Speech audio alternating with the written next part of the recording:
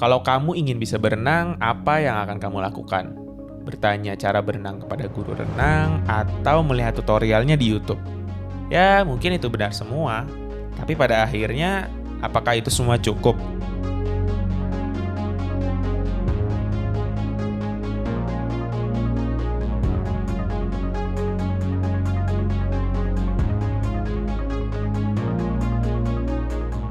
Setelah kita mengetahui cara untuk berenang lewat pengetahuan yang telah kita miliki, tentu ada satu hal yang harus kita lakukan jika ingin bisa berenang.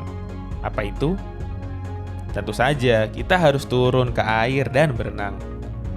Karena nggak mungkin kita bisa berenang kalau kita hanya sekedar tahu tapi tidak mempraktekannya. Mungkin kita tahu kalau berenang itu tangannya harus di depan dan kakinya harus digerakkan. Tapi belum tentu ketika sudah ada di air, kita langsung bisa begitu saja tanpa adanya latihan. Inilah analogi dalam mempelajari suatu ilmu.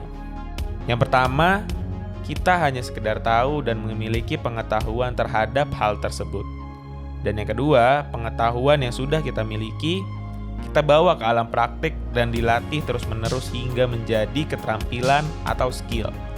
Kemudian, yang menjadi kunci dalam proses belajar adalah mencari kitab atau buku dan guru yang memang memiliki kapasitas dalam mengajar. Setelah itu, kita perlu bertahap dalam melatihnya.